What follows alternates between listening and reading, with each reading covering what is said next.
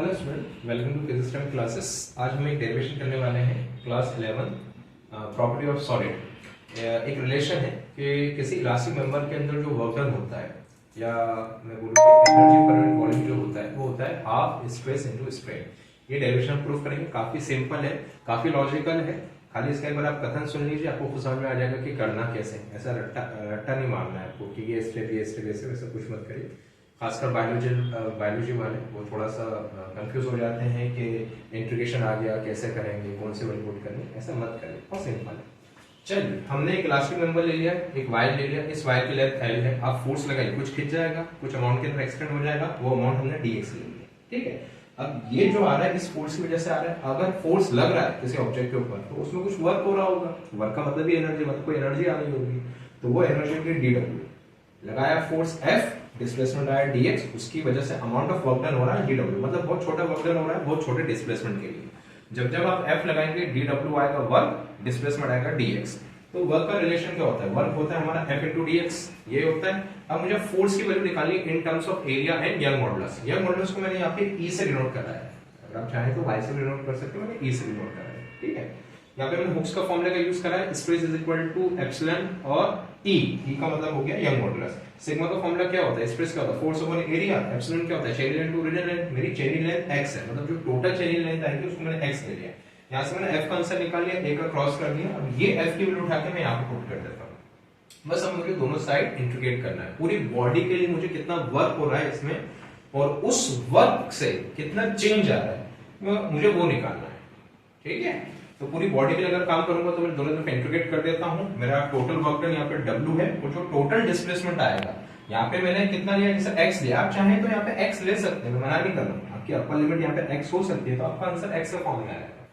मैंने चेंज कर दिया कि चलो x की जगह मैं L के फॉर्म में ले रहा हूँ, क्योंकि नीचे कैपिटल L था। मैंने सोचा कि चलो डिस्प्लेसमेंट को मैं स्मॉल l से शो कर देता हूँ। अब a d l ये मैंने कांस्टेंट बाहर निकालने को मुझे x के फॉर्म में इंटीग्रेट करना है। इंटीग्रेट का मतलब क्या होता है? जो भी पावर होती है उसमें 1 ऐड होता है, जो ऊपर पावर बनती है वो नीचे आता है। तो 2/2 आ गया upper limit minus low limit. लो लिमिट पुट करने से मतलब नहीं, 0 पूरा 0 हो जाएगा। अपर लिमिट पुट करूंगा तो मेरा आंसर ये बन जाएगा, देखिए ये बन गया। अब यहाँ पे l स्क्वायर है ना, इसको मैंने स्प्लिट करके l into l लिख लिया। अब देखिए यहाँ पे चमत्कार क्या हुआ, जरा अपना फोर्स का रिलेशन देखिए। a e x अपॉन में l, एरिया यंग मॉडुलस चेनी length to original length, area Young modulus चेनी लेंथ टू ओरिजिनल लेंथ, नीचे अपॉन में 2 s पर आ गया, ठीक है। तो ये तो मेरा फोर्स हो गया, ये हाफ हो गया, और ये क्या हो गया? चेनी लेंथ। तो 1/2 फोर्स इनटू लेंथ, ये आपका एक रिलेशन बन गया जो कि पूछा जाता है कंप्लीट एग्जाम में। डायरेक्ट फॉर्मूला आ जाता है कि किसी इलास्टिक मेंबर के अंदर जो वर्क होता है, जो एनर्जी होती है, एनर्जी स्टोर होता है, वो क्या होता है? हाफ f चेनी लेंथ, ठीक। यहां तक आप पहुंच गए। अब एक काम करिए, दोनों साइड वॉल्यूम का डिवाइड कर दीजिए, क्योंकि अगर शेप है तो वॉल्यूम तो होगा ना।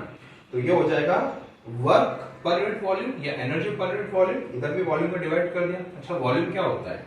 Area into length. वॉल्यूम की यूनिट होती है, ऐसा यूनिट होती है मीटर क्यूब। एरिया होता है मीटर स्क्वायर, लेंथ होगी मीटर, तो मीटर क्यूब, मतलब डायमेंशनली सही है बिल्कुल। तो वॉल्यूम को हमने लिख दिया है एरिया इनटू एल। देखिए वॉल्यूम को लिख दिया एरिया इनटू एल। अच्छा, F अपॉन A का मतलब क्या होता है? स्ट्रेस, और चेनी लेंथ टू ओरिजिनल लेंथ का मतलब क्या होता है? स्ट्रेन। ये बन गया आपका एक फॉर्मूला, और ये आपके पेपर के अंदर बहुत आता है। जो कक्षा 11वीं के अंदर छात्र हैं, आपके स्कूलों के अंदर जो भी डेरिवेशन करवाया जाएगा तो आपके पढ़ाने वाले भी बोलेंगे आपको कि काफी इंपॉर्टेंट डेरिवेशन हो सकता है आपके फाइनल एग्जाम में आ जाए, और कॉम्पिटिटिव एग्जाम के हिसाब से तो बहुत इंपॉर्टेंट है, ठीक। तो इतना सिंपल था, मतलब ये रिलेशन अगर आपको याद हो तो दोनों तरफ वॉल्यूम का डिवाइड करना, आपका वर्क पर यूनिट वॉल्यूम या एनर्जी पर यूनिट वॉल्यूम बनेगा हाफ स्ट्रेस इनटू स्ट्रेन। क्योंकि F अपॉन A का मतलब क्या होता है? स्ट्रेस क्या होता है? फोर्स अपॉन एरिया, और स्ट्रेन क्या होता है? चेनी लेंथ टू ओरिजिनल लेंथ। बन तो गया। अब इसी रिलेशन से आप दो रिलेशन बना सकते हैं, या तो इसको हटा के आप स्ट्रेस फॉर्म बना दीजिए, या तो इसको हटा के आप स्ट्रेन फॉर्म बना दीजिए, मतलब पूरा कन्वर्ट कर दीजिए। स्ट्रेस हटा के स्ट्रेन कर दीजिए या स्ट्रेन हटा के स्ट्रेस कर दीजिए। मैं ये बोलना चाह रहा हूं जैसे स्ट्रेस, अब मैंने स्ट्रेस को ये ले लिया, मैं हुक्स का फॉर्मूला ना, स्ट्रेस क्या होता है? E epsilon. तो स्ट्रेस की जगह मैंने रख दिया E एप्सिलॉन, तो ये स्ट्रेन के फॉर्म में आ गया ना। अब ये जो यंग मॉडुलस होता है, ये तो मटेरियल प्रॉपर्टी है, आपको दिया जाएगा कॉपर के लिए इतना होता है, ब्रास के लिए इतना होता है, स्टील के लिए इतना होता है। दो तो एक नंबर है। स्ट्रेन की वैल्यू निकालने को या तो ये निकालने को बोलेगा या तो स्ट्रेन की वैल्यू निकालने को बोलेगा, ठीक है। तो इस टाइप की सिंपल से प्रॉब्लम आने वाला है, और ये सिंपल सा डेरिवेशन। आई होप आपको समझ में आएगा। Thank you.